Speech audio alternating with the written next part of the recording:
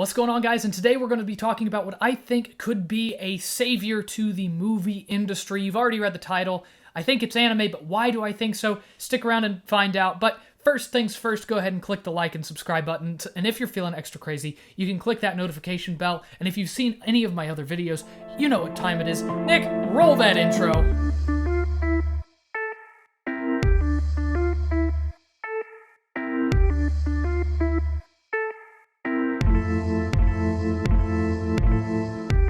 Let me ask you, and you might already kind of have a hint as to what it might be, but what do you think if you are looking at all the movies that came out in the year 2020? What do you think the highest grossing movie would be?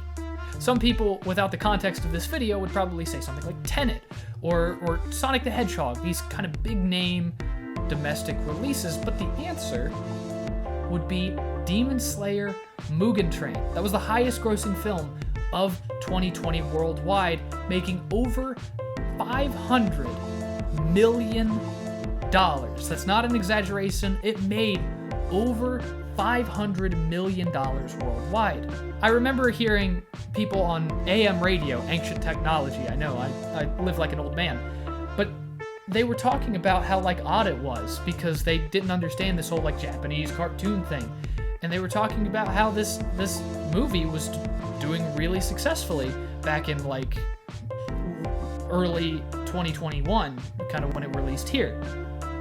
What I just think is interesting though is how much it kind of exploded during the year 2020 and how it kind of remains to this day. Now, that hasn't meant that everything's been a success. I want to talk about an example that wasn't a success and maybe how that can be used to improve things, but I'll save kind of the improvements for the end, but I want to talk about the experience first, and that movie is Belle. I saw Belle a few months ago, probably in the winter time of this year, 2022, and I wanted to see it subtitled because I personally don't like dubs quite as much, and a lot of anime fans kind of take that position as well. Not all of them, but quite a few of them. Turns out, though, if I wanted that experience, I was going to have to drive a full hour to get to a movie theater that had a showing of this movie subtitled. Now, I live close enough to an urban center that there are a lot of movie theaters around me. The fact that there was zero within a half-hour range showing the movie subtitled was baffling. To be fair, the advertising for this movie was kind of slim. The only reason that I had heard about it in the first place was because I got a little flyer for it in an Evangelion box set that I had purchased. You can watch a video on that, me unboxing that set here on the channel. It's pretty far back, but I'll put the little thing up here. I drove up and I saw Belle, and I saw it in an empty theater. It was just me in that theater, and I thought that was kind of sad. Yes, it was like a 1 o'clock showing on a Wednesday or something. I have a feeling that it probably didn't do the best out of all the movies that they were showing at that time due to the marketing and the kind of lack of resources when it came to dubbed versus subbed, and really kind of the lack of options there. But that's that. We'll get back to that later. Let's talk about some successes and why I think we're trending in an era where anime movies will become more commonplace and why they should be more commonplace, at least if you're in the movie theater industry and you want to make some decent money. So let's talk about Jujutsu Kaisen 0. This was one of the few anime movies that had just natural hype. Fans were excited for it. They didn't know when it was going to be brought to theaters, and then they announced it, and it was just kind of it was a big deal that Jujutsu Kaisen made it to theaters here pretty much as quickly as it did. It got here pretty fast, I thought. And in its opening weekend, because it was based off of a popular series and was well advertised, its opening weekend had $18 million. $18 million opening weekend. Now, it might not have had the success that something like Mugen Train did. However, out of its $131 million it made total, $34 million of that came from right here in the United States of America. And I think that is very telling because it shows that 20% of the market for these movies could potentially be here in the United States, if not more. We don't really know kind of the full potential of it yet because it's still kind of an untapped market as a whole, but you're starting to see more and more kind of movies pop up. And that is where I'm going to get into Ghibli Fest. Now, you guys might not know, but Studio Ghibli is actually doing a sort of event when it comes to movie theaters. A couple weeks ago, I saw the movie Howl's Moving Castle for the first time, and I saw it in a movie theater near me. It was great. I really enjoyed it, but I didn't really know what was going on, but I saw it advertised. I think it was on my anime list or something, because, targeted ads or whatever. And I was like, oh, I might check it out. And I did, and I really enjoyed the experience. It was a theater relatively close to me. It was about 15 minutes away, and it was subtitled. They had options for both. They had, I think it was like 2 nights where it was dubbed, and then 1 or 2 nights where it was subbed. So you had the option for either, depending on what you liked. And when I saw it, it was probably about a half-full theater. For a Studio Ghibli movie that came out like 15 years ago or so, we had a pretty full theater. And it had little marketing, you didn't like drive down and see a giant billboard that said Studio Ghibli movies from 20 years ago, showing now. Like, you just don't see that. So the fact that it had a decent amount of people shows that there is potential in this market. They're also doing Spirited Away here in a couple weeks, and I also plan on seeing that because I've never seen Spirited Away. I generally just haven't seen Ghibli films, if you can't tell. But this is kind of showing that there's a market for that. And not only that, but you've got One Piece Red coming up. That's a huge movie, and I'm curious to see how it does, because I think that it could also, kind of like Mugen Train, explode in popularity if it is done correctly.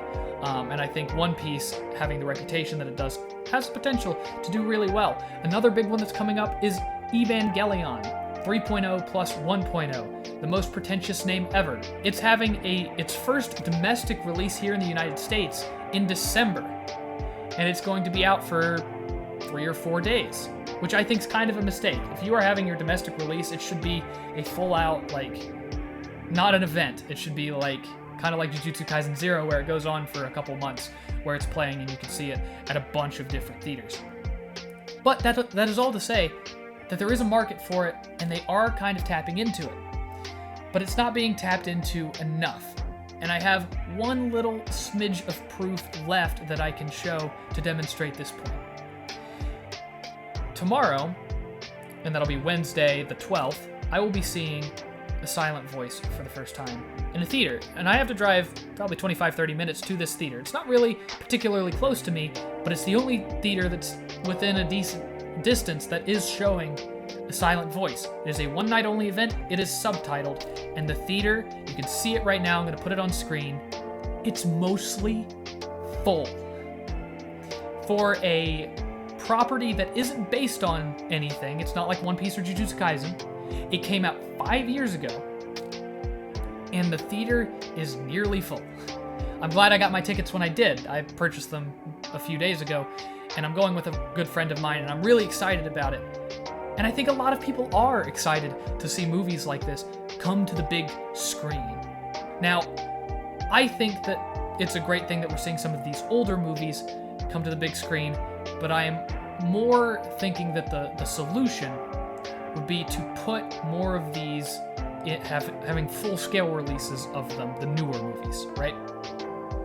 The old movies, sure, they could stay in these event-type situations, but One Piece Red, Evangelion 3.0 plus 1.0, these movies, they should be getting out faster than they are domestically, and I understand there's probably a lot of rights issues behind that, but Crunchyroll can simulcast things when it comes to TV, so surely they could work out deals with movie theaters here to get these movies to us a little bit quicker and have more subtitled showings. This isn't because subtitled showings are better than dubs or vice versa, but the idea is you want to cater to anime fans. If you're going to put anime in theaters, and anime is just such a big market now. Ever since 2020, anime, at least in my opinion, what I've seen, has kind of exploded. That's when I got into it, and I see just so many more anime hoodies on like college campuses and just around in general. It is a multi-billion-dollar industry that I've only seen grow.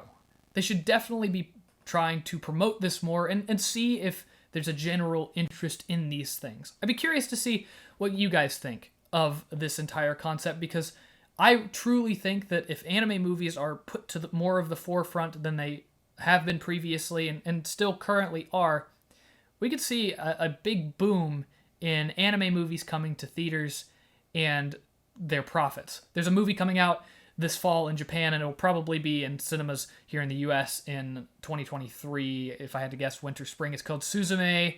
It's a longer title, but we'll just call it Suzume, and it's about a girl who like goes through doors and stuff, and it looks beautiful. I'll leave a trailer link down below if I remember to. But these kinds of movies have a lot of potential that I think that isn't being fully utilized in terms of advertising and marketing, and then showings. So between those things, if theaters can start to get those things straight, I would love to see an anime movie boom here in the US, and I really think that it could help to support these cinemas who have gone through some tough times as of recently. Top Gun Maverick was great, but that's not going to sustain theaters for forever. So all of that said, that's generally kind of my thoughts on things right now. If I'm missing something or you want to add something to this, feel free to leave a comment, and I love reading them, and I love seeing what you guys have to say. And that said, I will see you guys in the next video, hopefully next Saturday, because that's when I schedule my videos. So yeah, I'll see you guys then.